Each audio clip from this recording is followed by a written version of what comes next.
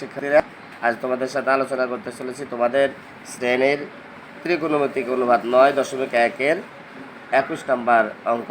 21 নম্বর অঙ্ক দেওয়া আছে cos a plus sin a equal to √2 cos a বলে প্রমাণ করো যে cos a minus sin a equal to √2 sin a।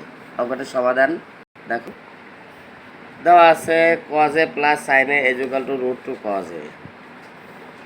এখানে আমরা লিখলাম √2 cos a, অর্থাৎ উভয় পক্ষকে √2 দ্বারা গুণ করে, অর্থাৎ এখানে যতগুলো রাশি আছে প্রত্যেকগুলোকে আমরা √2 দ্বারা গুণ করব। √2 cos a plus √2 sin a equal to, এখানে আগের একটা √2 আছে সেটা আমরা লিখলাম √2 cos a, অতিরিক্ত একটা √2 আমরা দেব। তাহলে এই অঙ্কতে দেওয়া আছে cos a plus sin a equal to √2 cos a, অর্থাৎ এই যে √2 cos a আছে এটার পরিবর্তে আমরা লিখতে পারি cos a plus sin a।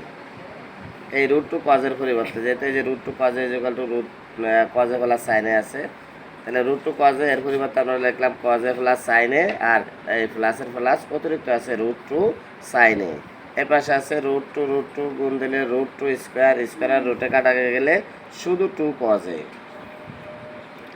এখানে √2 sin a আমরা এই পাশে রাখলাম, আর এখানে cos a plus sin a সমানের ওই পাশে নিয়ে গেলাম। সমানের এই পাশে আগে একটা 2 cos a আছে, 2 cos a লিখে নিলাম, আর এখান থেকে cos a প্লাস আছে এই পাশে গেলে মাইনাস cos a, এখানে প্লাস sin a আছে এই পাশে গেলে মাইনাস sin a, পক্ষান্তর করলে √2 sin a 2 cos a থেকে যদি cos a যায় তাহলে একটা cos a থাকে আর মাইনাস sin a। এখন এটাকে যদি আমরা একটু ঘুরে লিখি তাহলে cos a minus sin a equal to √2 sin a। আমাদেরকে অঙ্কে বের করতে বলছে প্রমাণ করো যে cos a minus sin a equal to √2 sin a। আমরা এটা প্রমাণ করতে পারছি cos a minus sin a equal to √2 sin a, অর্থাৎ লেফট সাইড এবং রাইট সাইড সমান করতে পারছি, এটা প্রুভড হয়েছে।